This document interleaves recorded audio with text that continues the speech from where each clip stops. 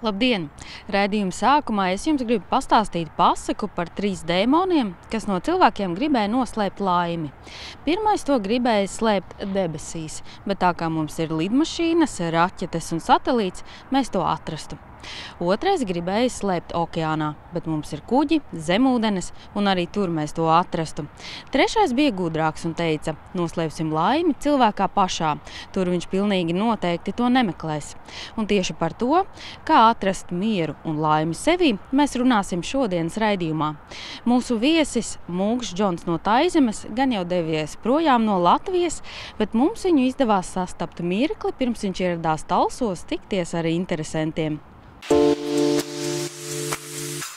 It's really our pleasure to welcome you in our little TV show.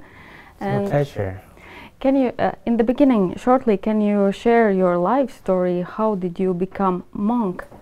Actually, I was a student, a PhD student. I studied computer, and that because it is a culture of my country that once in a life we have to become a monk. But I didn't want to become a monk because I didn't want to shave my head.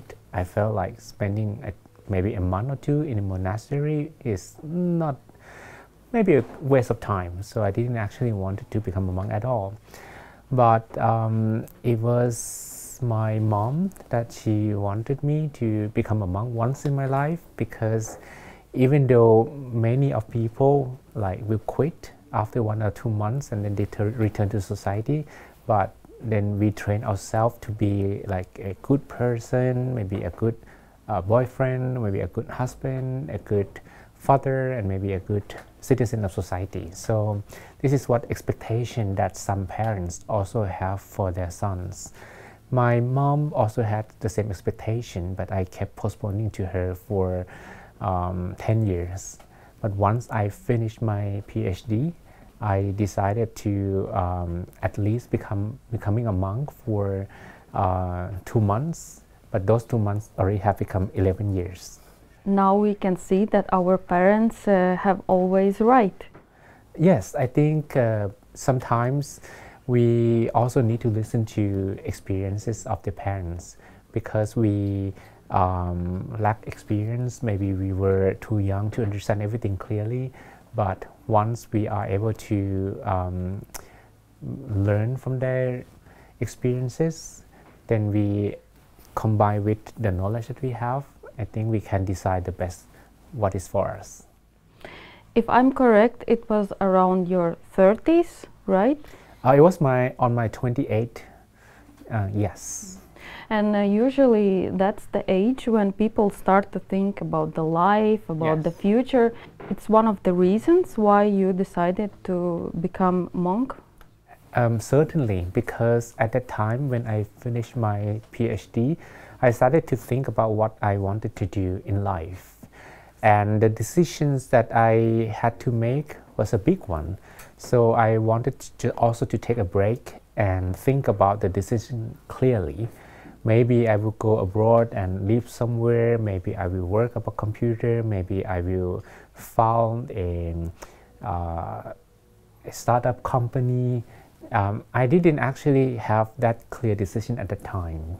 So I wanted to at least spend my time with myself and did some meditation. And that's why I decided to become a monk for 2 months. And what happened in those 2 months? Why you decided to continue it? Actually, the first night that I joined the meditation or the ordination program, I wanted to quit because it's so difficult. Actually, I had pretty comfortable life. But what they asked me to do, they asked me to sleep on the floor. They asked me to sleep with a lot of people, like 30 people in one room. And I had to sleep under a mosquito net that I never done it before. So I struggled a lot on that night. I woke up, and in Thailand, the weather was so warm. We have a joke that we have 3 seasons in a year: hot, hotter, and hottest. I actually sweat a lot when I woke up, and I felt like all the mosquitoes in the temple came and bit me because I didn't know how to use mosquito net properly. It was very hard to sleep, especially in the room. There were many guys, and all of them were snoring. As a result, I could not fall asleep again, and the night was so long. So I thought to myself, I will quit. But when I woke up, everyone was smiling, and when I look at their faces, and they were happy. How come they could be very happy in such a difficult situation for me?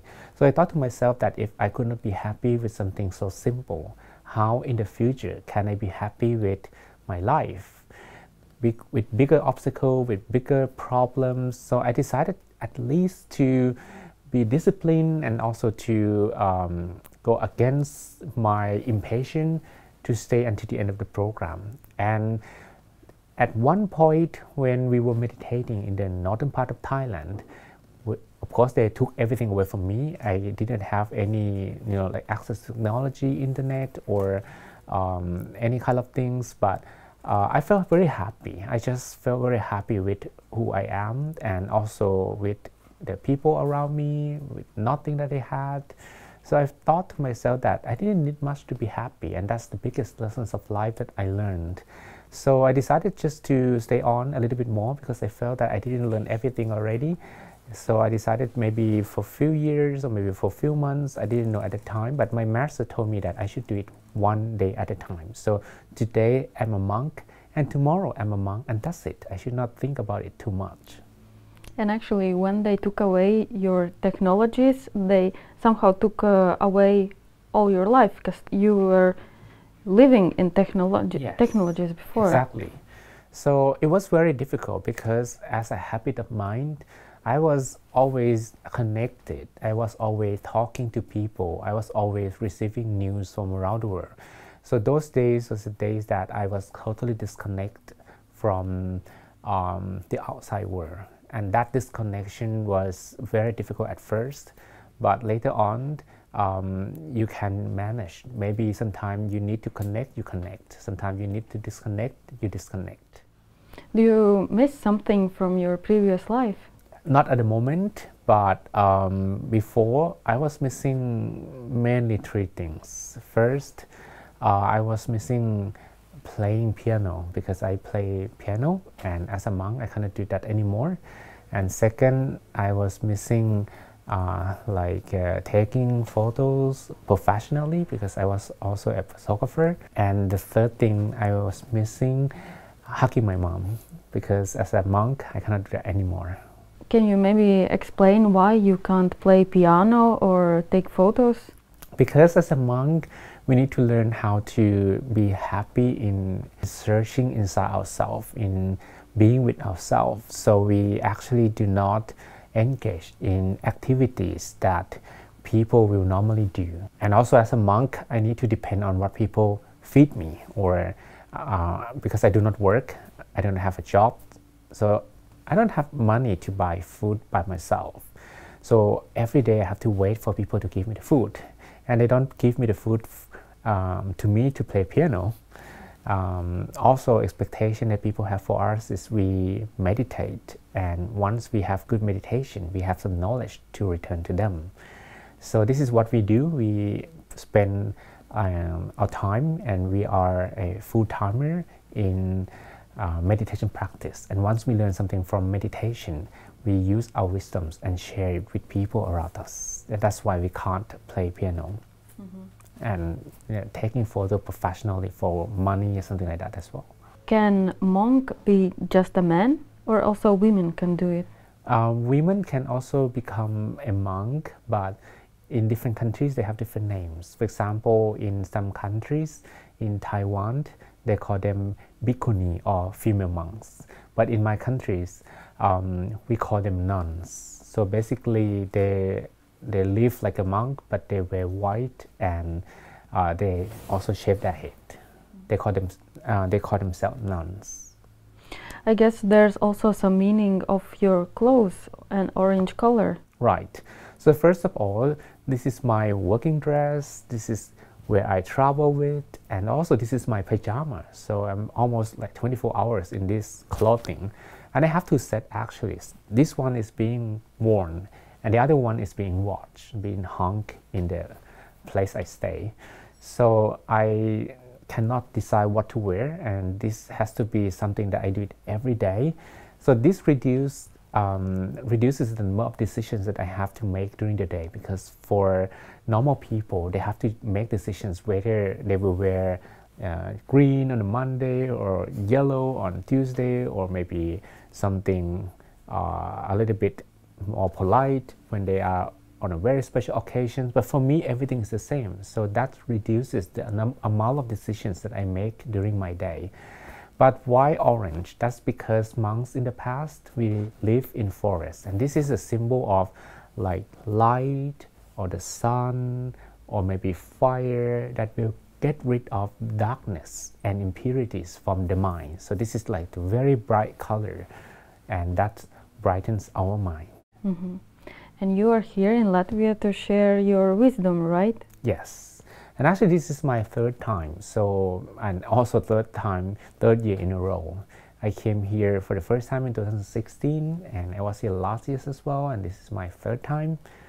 Yes. And you came in the coldest period here. Are you not cold?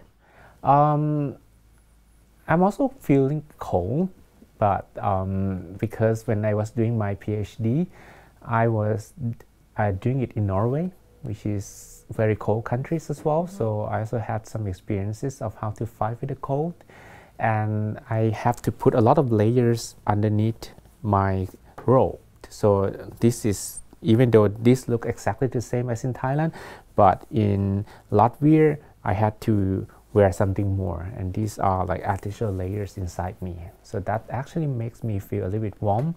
But of course, if I have to walk on the street for many hours, I will feel very, very cold. And can you choose the countries? Where do you want to go?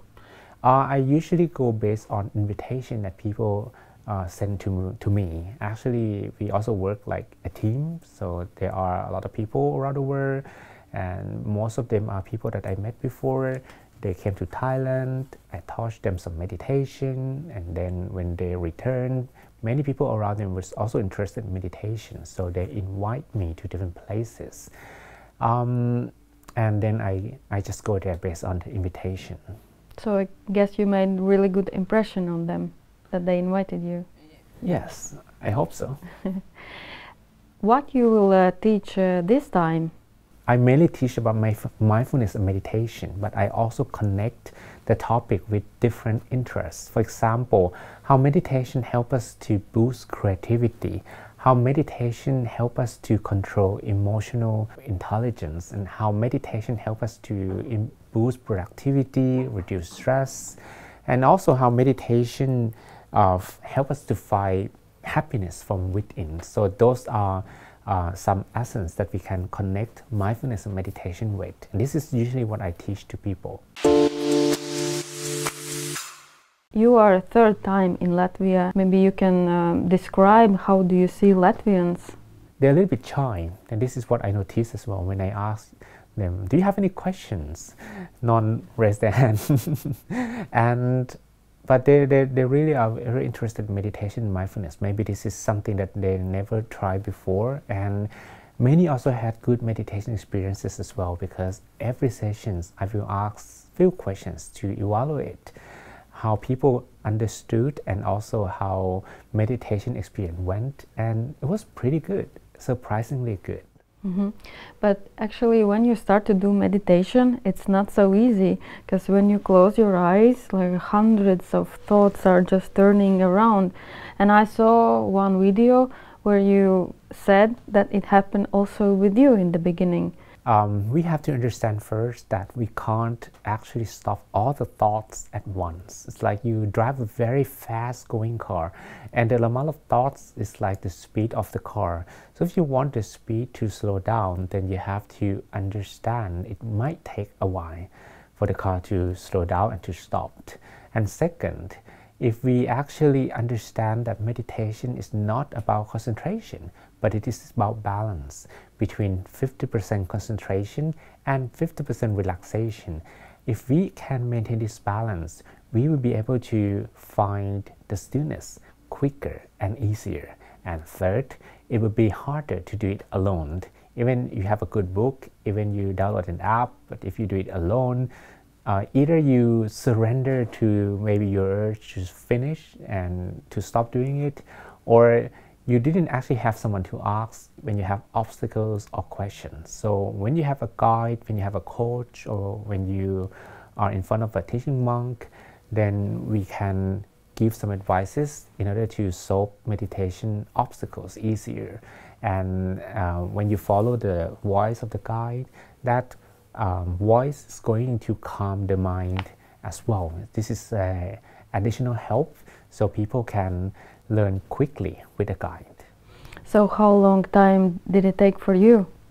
It took for me even a few weeks in order to understand everything, because once I tried for the first time, I stopped. It didn't work for me. And that's thanks to my mom, because she kept persuading me to try. Actually, she was doing that for 1 whole year. And when she asked me, you should try meditation, I said to her, no thanks, because I didn't believe meditation would help me. And she kept asking, and at some point I was a little bit annoyed or maybe frustrated that she kept asking. So I tried, but maybe because I didn't have much interest, and also my passion was not enough. At some point it started to work, and I noticed myself to be a bit calmer and more positive, and I didn't have a lot of anger. I didn't feel much frustration compared to who I was a few weeks ago. So I was surprised to see the change, and I also talked to people, and I also learned how they also change as well. So that's motivation helps me continue. Mm-hmm. And how long you should do this process, meditation? Basically, you can do one sessions for about at least 15 minutes, because if you do less, it will be much less effective. But I usually suggest people to do it about 1 hour, because when you do it 15 minutes, it's like you're warming a room. When the room was very cold and you started to warm it, so it becomes warm, nice and comfortable, don't leave the room yet. So you should enjoy staying in that room, and that is when you really get the benefits of meditation. So 15 minutes to warm the mind, and the mind becomes very warm and cozy. Another 15 just to enjoy it. And is there some rule or advice? What do you need to think during the meditation? Basically, meditation is about stand still, peaceful and focused. So we need to actually feel relaxed so that our mind remain calm and very still. And we need to focus only on one single thought. Instead of focusing on many different thoughts or try to not focus on anything at all, it will be extremely difficult. So we choose one thought to focus, but this thought should be something so simple. For example, you're breathing, or maybe you repeat some words in the mind. You keep your mind focused on the word, or maybe you imagine a picture. For example, the picture of the sun, the moon, something you see every day, so you don't even have to think how it looks. And you keep staying with the picture again and again and again. And of course, sometimes your mind will be distracted. You can think about something else. Then you keep bringing the mind back. One time, it goes again, you bring it back. Maybe 2 times, but usually it will be more than 10 times, sometimes more than 20 times for some people, or more than 30 times for some people. You keep bringing it back with patience, with patience, with patience. Eventually your mind learns to stay still. Maybe on the first time you can do it for a few seconds, but if you keep on practicing further, you can do it longer, to some minutes, and sometimes to 10 minutes, and sometimes to half an hour. Now, when you are the 3rd time in Latvia, have you met the people who are coming to you and saying, thank you, you really changed my life? Many people, in fact. Yesterday we had a sessions in a place where 170 people came, and I asked them, have we met before?